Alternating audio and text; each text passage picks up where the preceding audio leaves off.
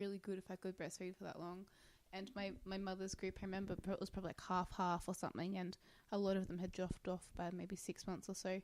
And I'm still breastfeeding at 3.5 years now, and I'm like, yeah, this is normal. Yeah. I remember I didn't have any idea about it other than in my head. I think what lots of women get is, oh, by the time they can talk for it, it's weird. Yeah. Like, by the time your child can ask for the booby, that means it's time to wean them. Yeah. And where does that thought come from? I gotta say, I thought that before having my baby. Yeah. I thought that before. I was like, oh, that's weird. I would never breastfeed that long. That's just so weird. And I mean, he's 2 years old. I'm still breastfeeding. Yeah. He's not about to stop. But I don't think like I have much choice in the saying he loves the boob. That's true. So, but I know I'm giving him the best. Why would I? I'm not going to stop because of people. That's the thing. I'm going to stop if he doesn't want to anymore. And yeah, maybe when he gets to 10 years old. No, I'm kidding. Yeah, maybe when he goes to high school, we'll have to do a cut. But no, I mean, but I'm not going to do it for, other people's feelings or whatever. He needs it. It's only going to be little for, that little while. So I give him what he needs, and I can do it. So if I don't have milk anymore, like, I'm pregnant now, so maybe I'm gonna dry up or whatever. But otherwise, he's just gonna have to share with his sibling. That's gonna be another issue. But yeah, that's not. I wouldn't do it for the people. But yeah, I know what you mean with the look things. Mm-hmm. Yeah. I had once an experience like that where, like, in the store, the lady came to me and he was quite young still, was still a baby. It was in Amsterdam actually, but that lady came and she was like, oh, you should go into the trying cabin. I was in the clothing store, like where you try the. What do you call it? Oh, the changing room. Sorry, yeah, changing room. Oh, you should go in the changing room. And I just got so upset. I was like, I'm not going. It was like a store. There was only grandma around. I'm like, what's the problem with me breastfeeding here?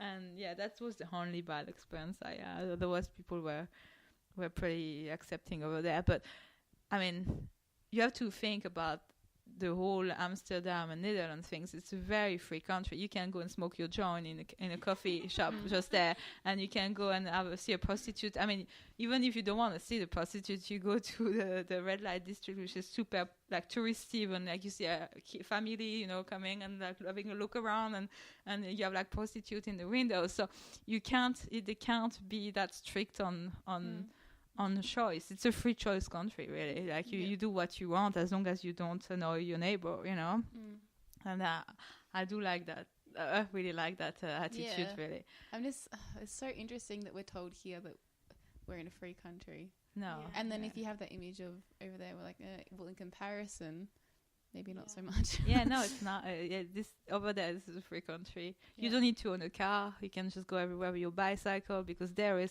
bicycle tracked everywhere, and the cyclists are priority on the cars, so you never feel like you're gonna die, and you don't need to wear an helmet, by the way. It's not mandatory. You do it if you like. Nobody does, but you know what I mean. It's like you do what you want. This is your body, your choice. So you want to vaccinate, you vaccinate. You don't want, you don't.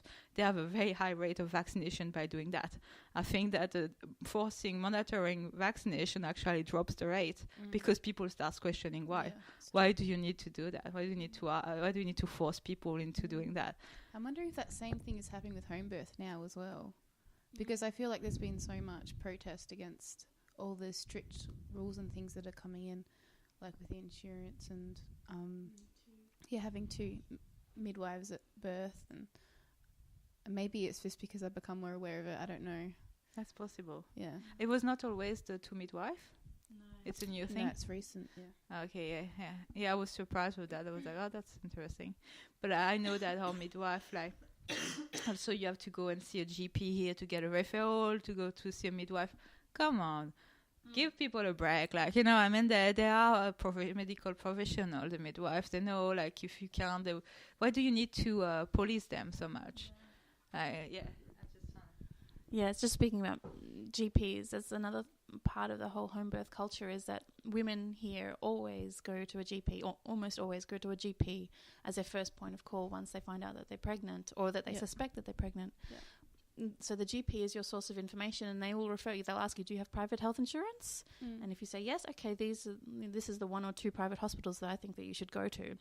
If you don't have private health insurance, this is the hospital that you'll get referred to then. There's no mention of these are your home birth options. And what are the statistics for home birth? I mean, private birth compared to public as well, hospital. if they offer that public first, if you've got the insurance. The only statistics, they do nothing, no statistics get made available. I mean, they probably do have the number of home births that they had to do the public hospital, but I've not done the research to I find think out. I've just looked into it in terms of VBAC, through the VBAC podcast, because I know that it was more successful in public than private. Oh, VBACs, and yeah. C-sections were higher in Absolutely, yeah. private. Private hospitals don't have to release their stats. Yeah. They're allowed to, which is ridiculous. Women should always have the option to find out what the stats are for the hospital that they're birthing at. Yeah. The ones that do are usually over 50% sometimes in terms of C-section rates. Yeah. I didn't print the information out for that. Sorry, it's not really a focus. We've got everything. Who knew that we'd start talking about prostitutes and home birth?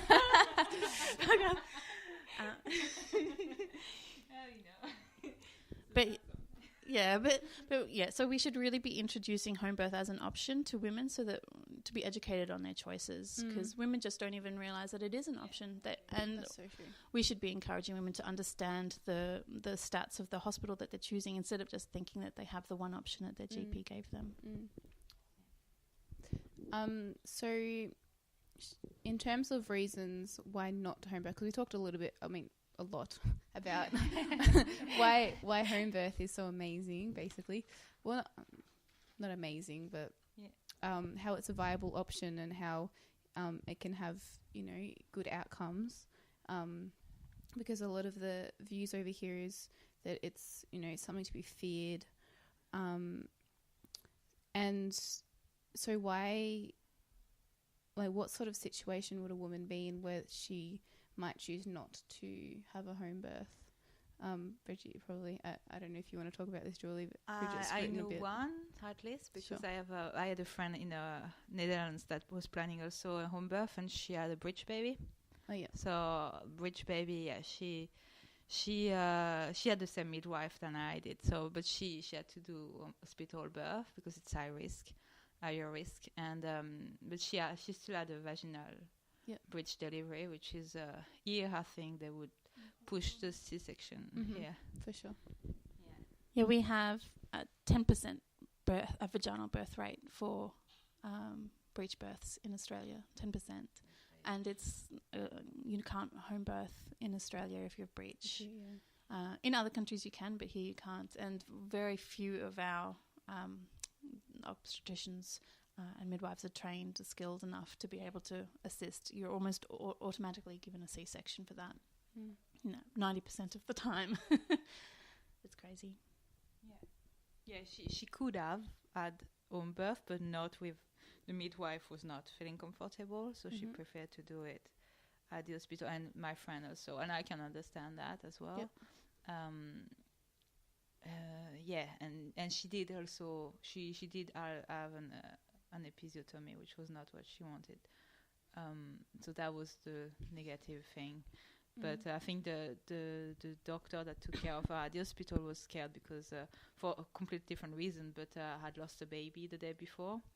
And so she was just very quick into, cutting and releasing the baby quicker than maybe she should have or whatever. But that's the reason. The main reason is this. Also, that would be probably for a C-section anyway. If you have placenta previa, if you're low-lying placenta, when the placenta blocked. But it can be partially, I think, or complete. But it's a C-section because there's no other way out. This is actually the reason why women were dying in childbirth, 100 years ago, because there's no way out. Without a C-section. I think this is the main reason for a C-section, in my opinion. And I guess preeclampsia, things like that. Preeclampsia, Yeah, I had another friend actually also birthing with the same midwife than me. Quite a lot of friends in Amsterdam that were birthing at the same time. And she actually had a HERP syndrome And that was, but she also planned a home birth with my midwife, and my midwife was very, very good, and she found out during the birth, like she was like, we need to transfer. It's something she figured out herself, and the transfer, and she had the HELLP syndrome, which was a very good choice to transfer and go to the hospital. But there is very little. I think there is very little things that can happen that cannot be picked up in time. You know, so the risk, I think, are pretty low. I guess that's the benefit as well of having a skilled midwife there. So that they can of course, pick that up. Yeah, so the number of medical conditions means that it's probably not a good idea, or you're not allowed to in Australia anyway. Yep. Also, if you have twins, multiple, which again in other countries is fine, but here in Australia you can't give birth at your own home if you have two babies inside you or more. And also if you're pretty far away from your planned hospital backup. So if you're more than 30 minutes away, it's not recommended to give birth at home. So those are the main reasons. A lot of people think the reasons why aren't really founded on anything. So it's the high risk of death, or etc. However, so the Cochrane Institute has done one of their reports on home birth, and to give a couple of quotes from it, it seems increasingly clear that impatience and easy access to many medical procedures at hospital may lead to increased levels of intervention, which in turn may lead to new interventions and finally to unnecessary complications. So that's again falling back on that. We're not just thinking about whether or not you're going to die, we're thinking about whether you're going to have complications caused by all these issues. For example, going into C-section because of the number of interventions you have. Yep. And then it says later on in the report, increasingly better observational studies suggest that planned hospital birth is not any safer than planned hospital birth. And there's been no significant trials done in order to say whether or not it's sufficiently strong evidence in terms of it, but that's just because they haven't tried something. If you don't test something, then you don't know. But it just seems like every report that gets put through is, except from America, where everything's a little bit stuffed, is that it's equally safe. So you mean, I think you said hospital birth twice, but what you meant was planned hospital birth is not safer than any planned safer than home birth. Did I say hospital twice today? I think you did. Sorry. Hospital birth is not for high risk of hospital birth. Hospital birth is not any safer than planned home birth. Yep. In terms of if you're low risk and in terms of if you've got medical support, then that's what you should be doing. Yep. A lot of the reports isn't like if you Google it, you can find a whole bunch of scary statistics, etc. They almost always come from America, where the system is already. I mean, we saw already even their hospital stats are so much worse than ours. Their home birth stats, they don't have the midwife culture that we have here. People will usually get seen by nurses, so they don't have that same support in their home birth environment. So don't look at those stats. They're not relevant to Australia. They're not relevant to the world. They're only relevant to a broken system, or a system that's more broken than ours. Yeah, at the end of the day, I think I wish that just women could have a choice, like an informed choice of like giving birth at home or hospital, but neither one or the other should have like being treated like you're crazy cuckoo if you want to have home birth and you're out there, that shouldn't be like that, because there's really nothing out there about wanting to give birth in a safe place, in a place where the woman feels, at home because she's at home. But I think that that's what for me is important, and also like that hospital respect women's wishes. Like I don't want to read any more oral stories of birth from women that had their wishes completely taken away from them and feel honestly molested almost from their birth experience, and that shouldn't be the case. And that's what really I think is appalling compared to the Netherlands, for example, where the system is completely different. So it's been done over there. Why can't we do more like that here, right? It's not like nobody else, does that, right? So I think that for me that's the main thing. I can understand that some women prefer being in hospital, and I respect that, and they should have their choices respected, sure. whatever that is. I think, I agree 100%. And I think we'll talk